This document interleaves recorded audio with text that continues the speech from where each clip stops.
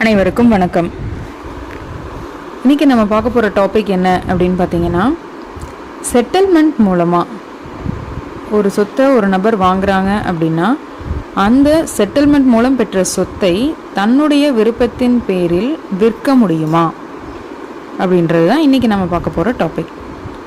Okay, first இப்போது settlement மூலமாக ஒரு ப்ராப்பர்ட்டி ஒரு நபருக்கு வருது. அது எந்த வகையான செட்டில்மெண்ட் மூலமாக வேணும்னாலும் வந்திருக்கலாம். ஃபார் எக்ஸாம்பிள், ஒரு அப்பா மகனுக்கு எழுதி கொடுக்கக்கூடிய தான செட்டில்மெண்ட் சொத்தாக இருக்கலாம். இல்லை அப்படின்னா வேறு நபர் யாராவது ஒருத்தர் இன்னொருவருக்கு ஏதாவது ஒரு தான செட்டில்மெண்ட் சொத்தை எழுதி கொடுக்கறதா கூட இருக்கலாம். ஸோ எந்த விதமான செட்டில்மெண்ட் மூலமாக வாங்கின சொத்தாக இருந்தாலும் அந்த சொத்தை பெயர் மாறின உடனே தன்னுடைய விருப்பத்தின் போல விற்கவோ இல்லை அந்த சொத்தை என்ன செய்யணும்னு நினைக்கிறாரோ அதுவும் பண்ண முடியுமா அப்படின்னு பார்த்தீங்கன்னா, இதில் முக்கியமான 2 கண்டிஷன் இருக்குது. ஃபர்ஸ்ட் ஒன் என்ன அப்படின்னு பார்க்கும்போது, ஏதாவது ஒரு கண்டிஷன்ஸ் இருக்குது அந்த தான செட்டில்மெண்ட் சொத்து பத்திரத்தில் ஏதாவது ஒரு கண்டிஷனோட எழுதியிருக்காங்க, ஏதாவது ஒரு நிபந்தனையை போட்டு எழுதியிருக்காங்க அப்படின்னும் பொழுது அந்த கண்டிஷனில் என்ன சொல்லியிருக்காங்களோ என்ன மென்ஷன் பண்ணியிருக்காங்களோ அதுபடி மட்டும்தான் அந்த சொத்தை எதுவும் பண்ணவும் முடியும். ஃபார் எக்ஸாம்பிள், இப்போ இதுக்கு ஒரு எக்ஸாம்பிள் பார்க்கலாம். ஏ அப்படின்ற ஒரு நபர், அதாவது ஒரு அப்பா பிங்கிற தன்னோட பையனுக்கு ஒரு சொத்து தான செட்டில்மெண்ட்டாக எழுதி கொடுக்குறாரு. எழுதி கொடுக்கும்போதே அந்த தான செட்டில்மெண்ட் ஆவணத்தில் இந்த சொத்தானது என்னுடைய வாழ்நாளுக்கு பிறகு மட்டுமே என்னுடைய மகன் விற்பதற்கு உரிமை உண்டு, நான் உயிரோடு இருக்கிற வரைக்கும் என்னுடைய வாழ்நாள் முடிகிற வரைக்கும் இந்த சொத்தை என்னுடைய மகன் அனுபவிச்சுக்கலாம், இதனை வாடகைக்கு விட்டுக்கலாம், இல்லை இதன் மூலமாக வரக்கூடிய லாபங்களை அவன் வாங்கிக்கலாமே தவிர இந்த சொத்தினை நான் உயிருடன் இருக்கும் வரை என்னுடைய வாழ்நாள் முடியும் வரைக்கும் என் மகன் விற்க முடியாது, அதற்கு அவனுக்கு உரிமை கிடையாது அப்படின்னு அந்த ஆவணத்தில் எழுதியிருக்காங்க. அப்படின்னா கண்டிப்பாக அந்த ஏன்ற நபர், அதாவது அப்பா எழுதி கொடுத்ததில் என்ன மென்ஷன் பண்ணியிருக்காங்களோ அந்த ஏன்ற நபரோட வாழ்நாளுக்கு பிறகு மட்டும்தான் சொத்தை அனுபவிக்க முடியும். அது வரைக்கும் அந்த சொத்தினை அந்த மகன் அனுபவிக்க முடியாது.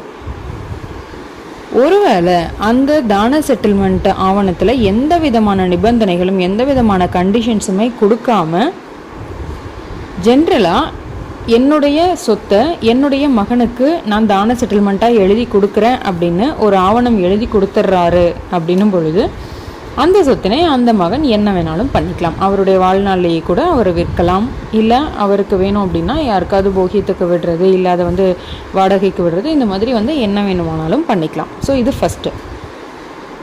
செகண்ட் திங், இப்போ மைனர் பேரில் ஒரு ப்ராப்பர்ட்டி எழுதி வைக்கிறாங்க. ஒரு மைனர் பேரில் ஒரு ப்ராப்பர்ட்டி எழுதி வச்சு அந்த மைனருக்கு கார்டியனாக ஒருத்தரை போடுறாங்க அப்படின்னும் பொழுது அந்த ஆவணத்துலேயுமே என்னென்ன பண்ணணும் அப்படின்ற கண்டிஷன்ஸ் மென்ஷன் ஆகிருந்தது அப்படின்னா அந்த கண்டிஷன் படி மட்டும்தான் அந்த நபர் செயல்பட முடியும்.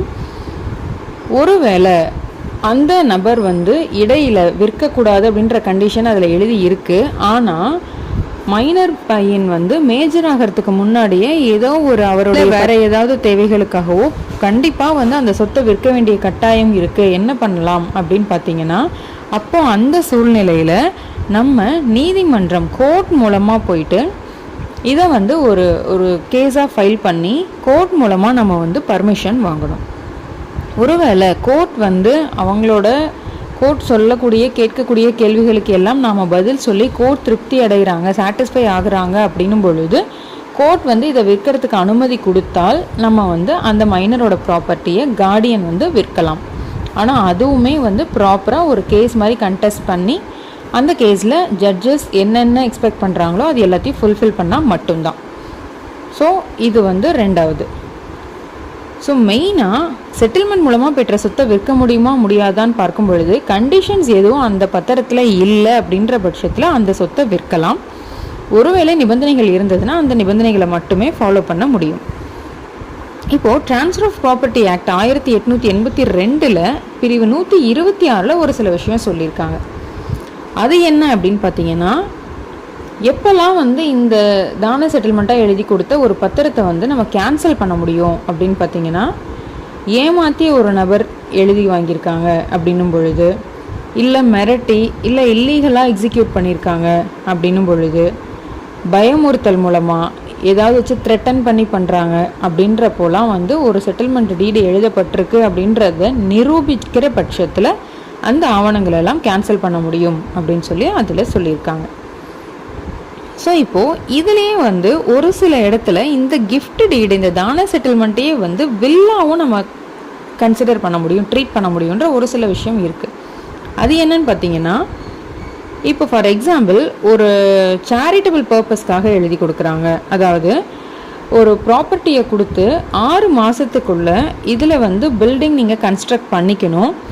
பில்டிங் கன்ஸ்ட்ரக்ட் பண்ணி பொதுமக்களோட பயன்பாட்டுக்காக இந்த நிலத்தை நீங்கள் யூஸ் பண்ணிக்கணும். ஒருவேளை 6 மாதத்துக்கு உள்ளே நீங்கள் அந்த இடத்துல பில்டிங் கட்டலை அப்படின்னா இந்த தான செட்டில்மெண்ட், இந்த செட்டில்மெண்ட் நான் எழுதி கொடுத்த செட்டில்மெண்ட்டை கேன்சல் பண்ணுறதுக்கு எனக்கு ரைட்ஸ் இருக்குது அப்படின்ற கண்டிஷனை அதில் மென்ஷன் பண்ணியிருக்காங்க. அப்படின்னும் பொழுது 6 மாதம் முடிஞ்சதுக்கு அப்புறமும் அந்த இடத்துல எந்த விதமான பில்டிங்கும் கட்டலை அப்படின்னா தாராளமாக அதை வந்து கேன்சல் பண்ணுறதுக்கு எழுதி கொடுத்தவங்களுக்கு ரைட்ஸ் இருக்குது.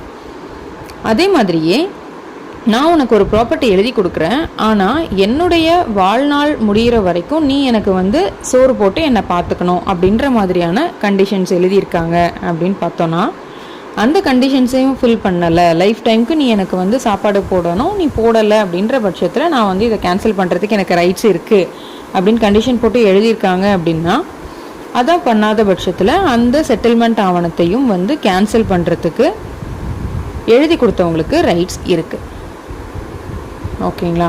ஸோ இது வரைக்கும் நம்ம பார்த்த விஷயங்கள் எல்லாமே வந்து கிளியராக சொல்லணும் அப்படின்னா, ஒரு செட்டில்மெண்ட் சொத்தை வாங்கிய நபர் வந்து விற்க முடியுமா முடியாதா அப்படின்னா, அந்த சொத்தில் ஏதாவது நிபந்தனைகள் இருக்குது அப்படின்ற பட்சத்தில் அந்த நிபந்தனையின்படி மட்டும்தான் செயல்பட முடியும்.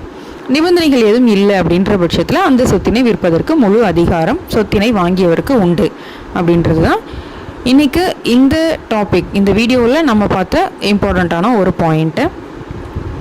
ஓகே, நான் இது வரைக்கும் சொன்ன இன்ஃபர்மேஷன்ஸ் எல்லாமே உங்களுக்கு யூஸ்ஃபுல்லாக இருந்தது அப்படின்னா என்னோடய சேனலை லைக் பண்ணுங்கள், ஷேர் பண்ணுங்கள், சப்ஸ்கிரைப் பண்ணுங்கள். Thank you so much.